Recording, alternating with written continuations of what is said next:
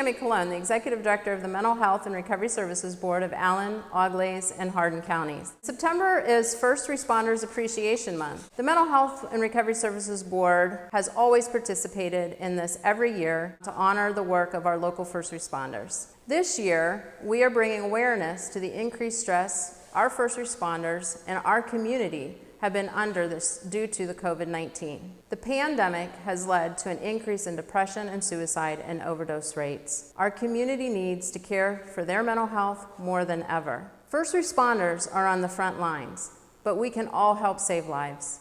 And while first responders are trained to handle these situations, responding to the increased suicide and overdose calls can take its toll on their mental health too. Suicide is the 10th leading cause of death in the United States. Suicide is the second leading cause of death for ages 10 to 24. We have experienced nearly a 60% jump in suicide by young Americans since 2007. While drug overdoses declined in 2018, it is predicted that in 2020 we will see more overdose deaths than previously recorded at 70,000 deaths in 2017. We know that more than 40 states have reported an increase in opioid overdose deaths. Today we're back at Art Space Lima for another panel discussion, this time with first responders and suicide prevention agencies. Joining me today is Rick Skilliter, retired Bluffton Police Chief and Executive Director of PASS, Margaret Lawrence, Chief Officer of Coleman Professional Services, and Chief Joe Kitchen, the Fire Chief of the Bath Township Fire Department.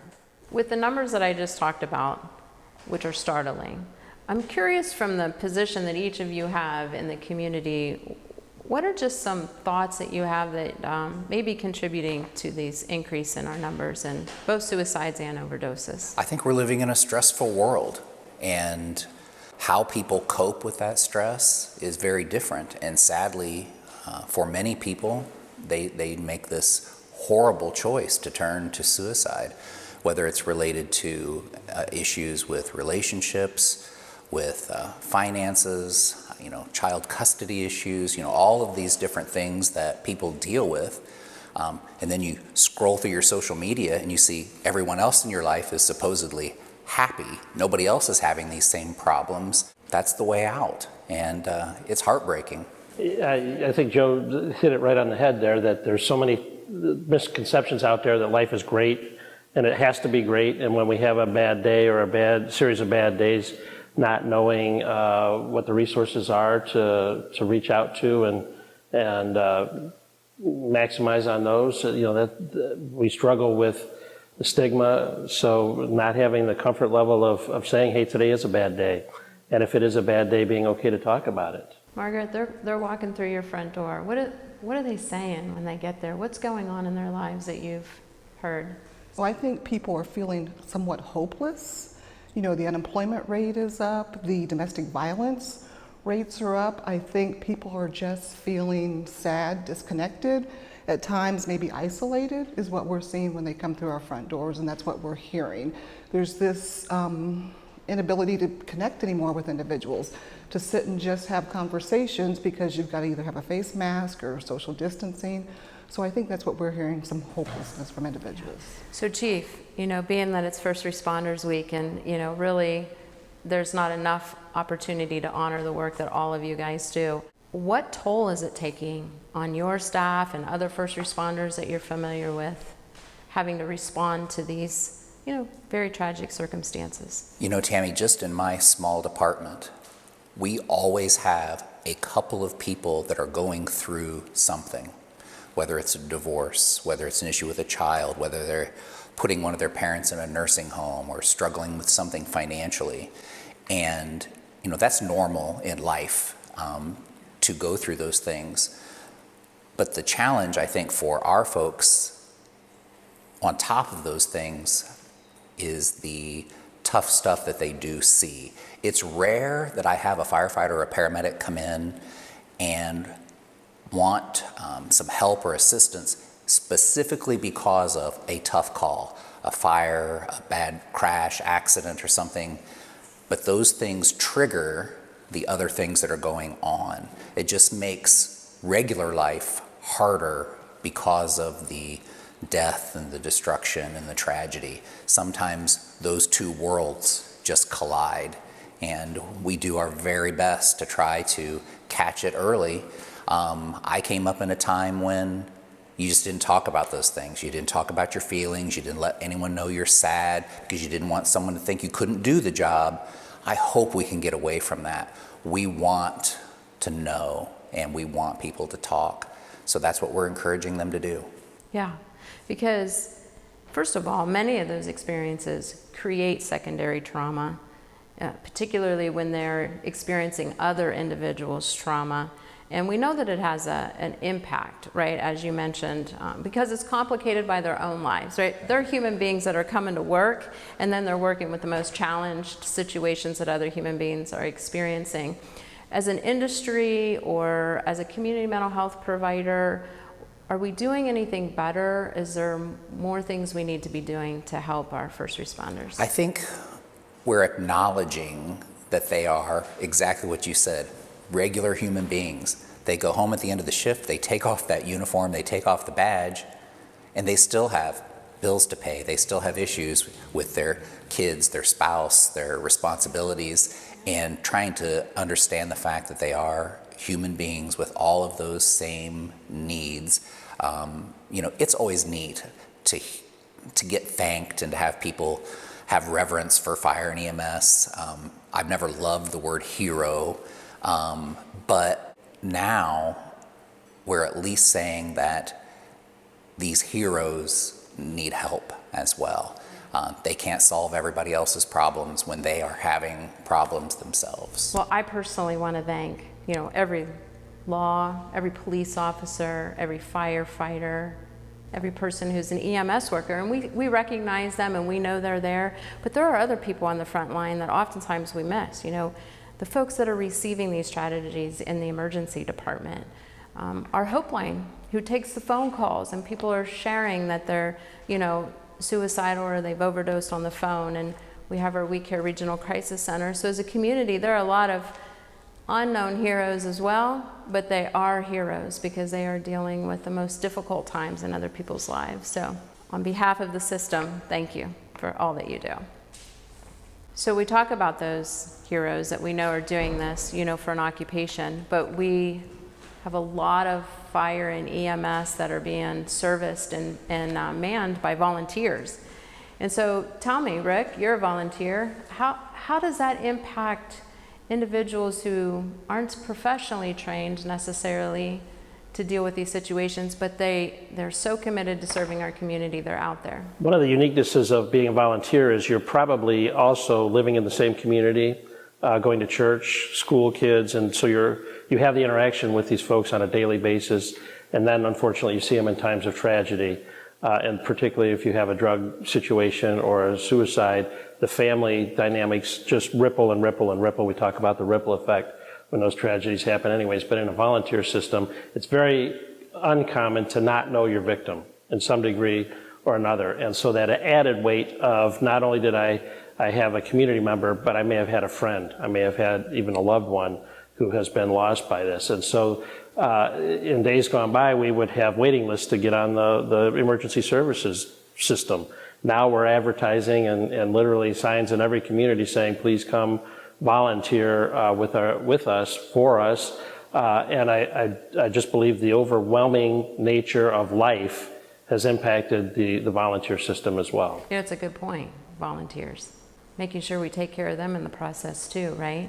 Maybe something we can do better at. Rick? So what are you doing? What's the role prevention plays in trying to help all of us reduce those numbers? PASS, as the Outreach and Education Prevention Agency, works very diligently to deliver programs to our emergency services and the community. Of course, we have our mental health first aid for the general population, but we have a specialized version of that for emergency services, mental health first aid for public safety that we offer. We have our critical incident stress management program, but new to us and I'll let the chief be the first one to get one of these. I guess you could take your pick, but part of our program in the outreach is to provide resources to emergency services. So we have a critical incident stress management program. We're giving stress, these are little stress relief pieces with the phone number for the Hope Line, the hotline number, if somebody is struggling, to be able to reach out and connect, and to know that there is help to support them in their work. Part of what we're trying to do is reduce stigma in conversation. CSM is not the only option, but it's an option to start the process for people who may need that resource to get connected. I've had more calls to my office about colleagues who are maybe dealing with family issues, dealing with substance use issues that the agency maybe knew about but wasn't so involved in getting engaged. Even volunteer departments, that would be taboo to talk about, but even volunteer chiefs are calling now saying, hey, I have a colleague or a member of my department that's struggling, I need a resource for him. And so we're very happy to be that conduit to get them navigated in or connected to the system. Yeah, so we talk about helping those that are helping others. We forget that the schools are really frontline first responders, right? They're a voice representing a large number of youth who are in need. We have the health departments, we have children's service agencies, all out there trying to take care of our community, and typically only involved when there's a tragedy. So right. How are we So helping those others? that's another lead in. Sadly, when there's a significant incident that involves youth, we have our friend Elmo from one of the cartoon programs, and a booklet that they put together called When Families Grieve. And so we have, when we're particularly talking about drug overdoses or suicides, we have a process called Loss and DOS. Those programs are ideally engaged as soon as possible, whether by emergency services or the school or somebody, to connect to the family to get them resources. And what we're trying to do is, again, break the stigma of having the loss and the DOS teams engaged to support the families after everybody else leaves. The silence and the immediacy after people leaving is the unknown. So we take an Elmo when there's an appropriate age child and a packet to leave that behind for the family. And then, of course, we support the school systems as they're trying to support the families and the loved ones who are affected by those tragedies as well. Rick, what are those warning signs as a prevention effort to share with our community? So those who die by suicide usually leave, not always, there's not always a note, so there's not always an answer to why. There's many reasons behind the decision for somebody to take their own life. But when we're talking about extreme mood changes, happy to sad, or seemingly sad to happy with unexplained context behind that, that's something to ask a question. For my law enforcement colleagues, single vehicle crashes with no explanation, as awkward as it may be, that could be a warning sign that the next one's not going to be survivable. Anybody that says they're suicidal should be taken seriously. Or says it in a way that's not that direct. Yeah, yes. But I don't care if I live anymore. This world has nothing to offer me. Those are all comments that the general public doesn't make unless they're feeling a lot of despair. Hopeless, helpless, worthless, any of those types of comments, even off cuff. Back when people would say, well, they're just crying for help. Yeah, they're crying for help. They need help. So if somebody says it, take it seriously. And if you don't know the resource, call the Hope line to get the resource. But there's the nice thing about living in the Allen Auglaize Hardin area is there's a plethora of resources available, but most people don't know how to tap into them. The thing that strikes me is when social media, you talked about that, kids getting on social media thinking the rest of the world is living this happy life and they're not experiencing that. But the bullying that we also know goes on social media for our youth, right? When children say, I can't go to school, I can't face it, I can't deal with it anymore, it's real. Absolutely. I mean, we're really talking to a youth has tapped out and has maxed out their ability to manage the situation, and we want to give support and credence to that and not just encourage them to keep going, because they're telling us, I don't have anything more available to manage the situation. Sure.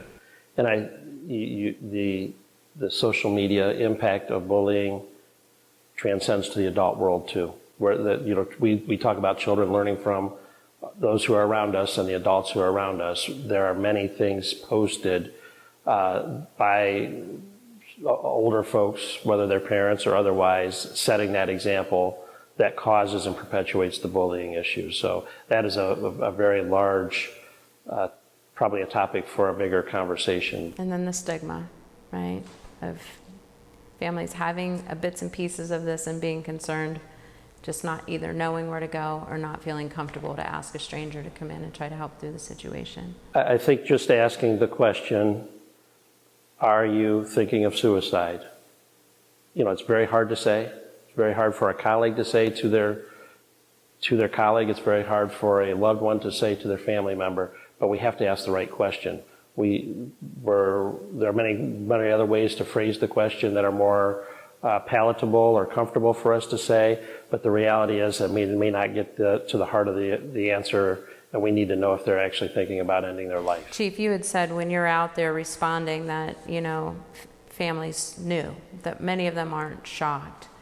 Do you get a feel as to whether the family just felt alone in this circumstance and didn't know where to get resources to help their loved one? You know, sometimes we'll find that there was some conflict in the family where maybe one person saw things, some posts on social media, change in behavior, attitude, the way they dress, the way they, do their makeup, or got certain tattoos or things that seemed unusual, where maybe another person in the family, hey, this is a phase, life is hard, we all go through things, kind of like you were saying, just buck up and keep moving forward.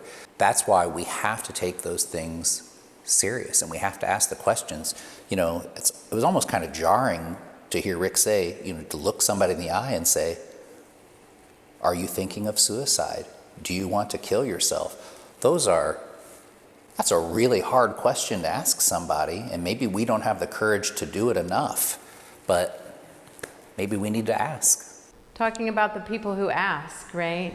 Absolutely. So you're full of treatment providers that run the whole continuum of care for our community. What services are out there that we could share with the people who are listening to us today that could help? Not just with suicides, right, because we're losing young people at a rate that's frightening as well to drug dependency and overdose. And so, but this warning signs aren't all that different. So, when you think about kids when they're young, and then when we think about adults, did they lose their job? Are they no longer getting out of bed? All those same things are contributing to something's different, and let's explore what's going on. What do we got out there? So we offer counseling services, which I think sometimes in our counseling program that we have to be mindful, we have to be present, we have to make sure that we are looking people in the eye and we are asking those right questions, because when they come through the doors, they're coming for help. Some people are court ordered, but regardless of why you're there for a reason, and we want to make sure we're mindful and present. We offer our 24/7 crisis stabilization services. Anyone can walk in and get crisis assistance and help. We also offer our mobile response team who will go out to homes and go out and meet with families. And then we have at our 24/7 crisis, we also work with the SUD population. I have seen probably multiple times within the last few months, the same person will come in for SUD treatment at our crisis center. They may come 100 times until they're ready for help. And they'll come again until we get that right time when they say, you know what, this time I'm gonna stay and see it through. That's what we need, is we need those that wanna stay and see it through. So as a community, I'm happy to live here in Allen County because we do such good work. We are also connected, but we just have to make sure we're present and mindful of clients and that we do ask the hard questions. Especially as a counselor, it is difficult to say, are you going to kill yourself? Are you going to harm yourself? And then what's that next step? And we have individuals that will help with that next step. So it's just also making sure staff are okay when they ask the questions or when they hear the answer. Yeah. That's the thing, making sure staff are okay, that we follow up with them. Were you okay with what happened? Because the client may come back again to see them. So it's making sure that not just the community and our staff, but that we're all working together as a team. Because I know we share a lot of interaction with your team, so it's just making sure that we're good as well as who we're serving. You make a good point that I hope everyone takes away that's listening, and that is that most people are not successful and getting to their journey of recovery the first time they access help.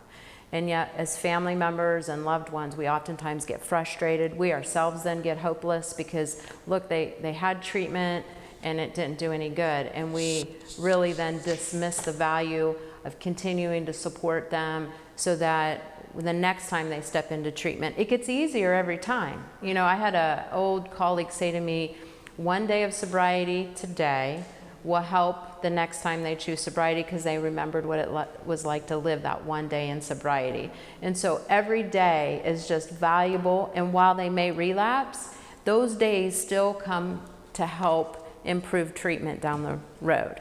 So it's really recognizing it is normal, unfortunately, but normal. Most people don't reach their journey of recovery on the first time that they've reached out for help. So it's continuing to ask for help. And we've got to be willing to receive them. Regardless of the number of times the person walks through the door, we've got to be ready and willing to receive them and say, you're back, I'm so glad to see you again, let's get started with treatment. And that's what we want to provide at Coleman Professional Services. And I think that for emergency services, that concept is not something taught in the police academy or EMS world. So you don't realize, you know, we may see the same person over and over again on an EMS run or even in law enforcement, arrest after arrest, wondering how many times is it, you know, the system's broke, the person's whatever, however you want to describe it. But that hope of eventually they will get connected to the right counselor or the right doctor or the right service to get to a healthier state of mind.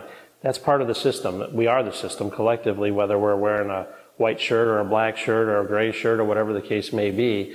One of our responsibilities is public safety to get them to the right resource. Yeah, and not that the world cares about me, but you know, how many times have I started an exercise journey, a weight loss journey, you know, all kinds of journeys, and it's really difficult to make behavior changes, especially if it's something that you really enjoy doing. And so it doesn't take on a different look with addictions and depression and suicidality. But to Rick's point, Chief, how do we send the message to our first responders that every response is still vital and valuable in a person's journey, even if they have to respond to the same person 20 or 30 times? Yeah, we have to remind them that this isn't a one-time or two-time thing, that is normal. And I've heard paramedics say, you know, I've seen this patient 10 times. I've given this patient Narcan 10 times. When are they going to learn? Why am I wasting my time on this patient when there could be somebody else out there who's sick or in trouble that I could be helping, that really wants and appreciates my help? And when we hear those things, you know, we've got to shut that down quickly and make sure that the first responders know that it's normal. It might be 2 times, 3 times, 4 times. And, you know, we all swore an oath to, you know, protect people and to help people and to save lives. And, you know, if you have to save somebody's life 3 or 4 or 5 times, well, we're doing the work that we're supposed to do. But they do get some fatigue from the same situations. And, you know, those type of calls and those type of patients, there's just a lot of chaos involved. The life that they're living, the environment that they're in, and it does take a toll. But we have to make sure that we don't give up because we have a lot of people depending on us. Yeah. Well, and I would imagine that it contributes to the challenges that first responders have if they take it personally and or they take it like we're not making a difference. We're not making an impact. You know, seeing the same person over and over begins to feel like a failure when it's really just part of the disease process and part of the recovery process. No doubt. And I think for the impact in treatment, when maybe they come back the second time, we've done something right the first time. If they want to come back and say, you know what, I'm ready to try this again. Yeah. So I really believe that's the impact right there. Yeah, they have to be ready. Yeah, No question. absolutely. I had a patient one time that was in an overdose situation, and we gave Narcan, and they were recovering, and we started the part of the process where we talk about what the next step is. And I'll never forget that this patient said, don't waste your time on me. Don't give that bed to me when somebody else could use it, because they didn't feel like they were worthy. And I was so upset at the time, but you know, since I've learned, they were not ready. That's hard to hear that when someone says, I don't think I can be helped. but they can. Absolutely. Absolutely. I think there's a connection that the general population hasn't made that we've started to make in our world, and that is that there is a significant correlation between our suicides and individuals who are using, that it's actually using as a significant risk for suicide. So these are two social problems that really are related to one another, because when you get hopeless as a person with addiction and you don't believe you can get well, at some point you want to end your suffering and everyone else around you. So I have one final question to help the people that might be listening today is, what are you doing, Chief, personally? What's one thing that you intentionally do to take care of your own mental health? Because sometimes people don't know what to do. One of the positive sides of dealing with COVID and everything that we've been dealing with is we're home a lot more. So I have been doing some decluttering, some organizing, and making my personal space at home more comfortable, spending more time, more quality time with family. I'm reading for pleasure, which I haven't done in years. I've always been a reader, but now reading for pleasure. You know, I've been taking walks and listening to music and just trying to cope and to try to make the best of what's been a very bizarre and unusual world. And I hope people are using this downtime for positivity. So what are you doing, Rick? I mean, you're out there, you know, trying to prevent this and trying to change the trajectory for our community, and you're supporting families and law enforcement and first responders after they've experienced this tragedy. That's a lot. That's a lot coming on you. What are you doing to take care of yourself? Yeah, my phone rings quite a bit. Yeah, I imagine. Structuring time is so critical. I've learned that over the years of my public safety and now in prevention. I can't be all things for all people at all times. And so having a way to disconnect. We have a place out of town, which it's a little easier when you're not right down the street or 10 minutes away to be able to access things. So my wife is in education; they're taking a hit as well. So we have a lot to talk about, as you can imagine. So we have a lot of conversations, not necessarily deep conversations, and just kind of venting with each other and communicating. And doesn't hurt that I've got a grandson. I was just going to say, and without request, you were given a natural reward, right? Yep. He releases a lot of endorphins by pictures and then time with the family. Yeah, that's awesome. Margaret, what are you and your staff doing as people are walking in, and I see the numbers, and they're not getting smaller, and the challenges are getting greater? What are we doing to take care of the administration who's trying to lead that challenge, and then the direct line workers? So I've started these virtual, online, all staff meetings, which are working pretty well. And in the virtual meetings, I'm always doing something inspirational. I'm always saying the door is open if you need help. I'm always saying, get with your leadership team so that we are open, the door's open, trying to help others, because when a person leaves at 4 or 5 o'clock in the evening, I have no idea what they go home to. But I want them to know that when they come back at 8 in the morning, that we're here to support them. So trying to be as supportive as we can, doing a few fun things that we can do, and still social distance with staff. And for me, I've also got a new grandbaby, and she's 7 months old, and so that's a lot of downtime, and I've started using FaceTime with my grandkids. I have to get the oldest grandson first, and then he gets the little ones. Yes, so for me, it's the grandkids. So I have to ask, this is difficult work we're all doing. What motivates you to get up and keep doing it, knowing that oftentimes the community doesn't feel like we're doing enough?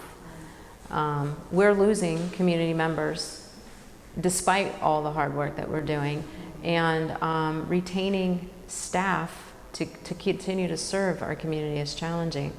What's your motivation? So I always tell staff that I look for pockets of hope in clients, whether it's a client that's made a slight change or it's a client that says, today is a good day. So I always call it these pockets of hope, and I encourage them to look for pockets of hope, because our staff are sometimes hard on themselves, and they'll say, did I do enough? I didn't do enough. And then I say, well, what about those pockets of hope? Did you see something that you thought, okay, this may have helped the client? And we can always find something that we've done well. But I love the community. I wouldn't do anything else but do the work that we do here. It's all about the community for me. Rick, good Lord, you served an entire career in law enforcement and you just couldn't walk away, right? So you continue to serve our community and still dealing with the most tragic events that happen in our community.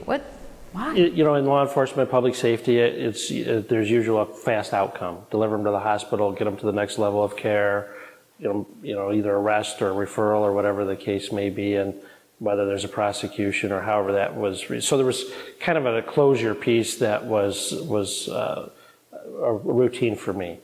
Now in prevention and the outreach mental health global process, it's a much different arena, because you are talking, as we mentioned earlier, about the long haul and getting people to a point where they're ready. And so I encourage the staff to celebrate the wins, whatever that win is. If it's a new school that didn't have a program before and now they do, or a different class being offered, or whatever we can do to encourage the community to look at mental health and overall wellness and education differently. That's what drives me right now. To learn more about mental health services and suicide prevention services, visit us at wecarepeople.org. In addition, you can find us on Facebook and Instagram. If you are in crisis, don't wait. Call our Hope Line, 1-800-567-4673, or you can text to our text line at 741-741. Or you may call the National Suicide Hotline at 1-800-273-8255.